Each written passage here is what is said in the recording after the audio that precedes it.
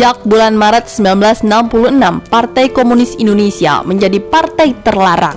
Pentolan-pentolannya sudah banyak yang tertangkap, anggota dan simpatisannya banyak yang sudah tewas dalam aksi persekusi terbesar dalam sejarah Indonesia. Namun, masih ada beberapa petinggi PKI yang belum tertangkap, salah satunya adalah Soedisman. Pada September 1966 itu, setengah tahun dari pembubaran dan pelarangan PKI, Soedisman masih berada dalam pelarian.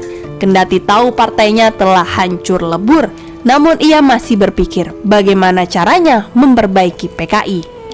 Namun, niat Soedisman untuk memperbaiki partai harus dikubur dalam-dalam. Pada penghujung 1966, tepatnya pada 6 Desember, ia tertangkap. Soedisman ditahan di dalam sel berukuran 2x3 meter. Soedisman setidaknya kemudian mengalami 14 kali pemeriksaan jika dihitung, total mencapai 70 jam. Penjara bukanlah barang baru baginya. Waktu muda dulu dia pernah dipenjara pemerintah kolonial karena pers delik.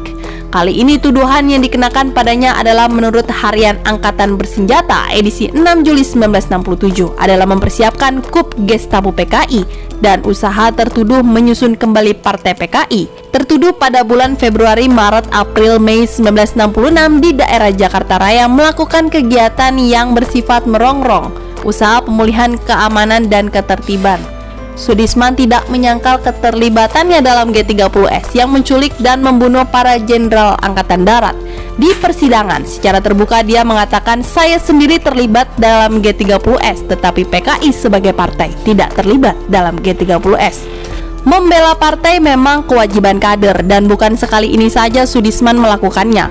Pada tahun 1951, 3 tahun setelah peristiwa berdarah kudeta Madiun 1948, ia pun membela PKI. Ia menganggap Madiun 1948 sebagai provokasi pemerintahan Hatta. Soedisman berencana menggunakan pengadilan Mahkamah Militer Luar Biasa atau Mahmilub untuk mengutarakan pikiran-pikirannya tentang G30S. Namun, rencana itu gagal. Pada pengadilan yang berlangsung pada 21 Juli 1967, seperti ia uraikan dalam uraian tanggung jawab, "Sungguh sayang bahwa sidang-sidang Mahmilub yang mengadili perkara saya ini tidak disiarkan oleh RRI, seperti halnya dengan sidang-sidang Mahmilub yang lalu sejak mengadili perkara saudara Dr. Subandrio."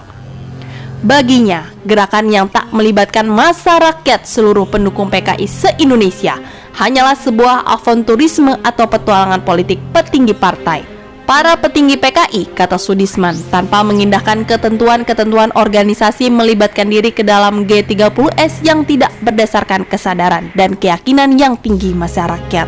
G30S nyatanya menjadi jalan yang justru menghancurkan PKI. G30S, kata Soedisman, telah menyebabkan terpencilnya partai dari masyarakat. Kalau sudah jauh dari masyarakat yang harusnya jadi pendukung utama PKI, maka habis sudah PKI.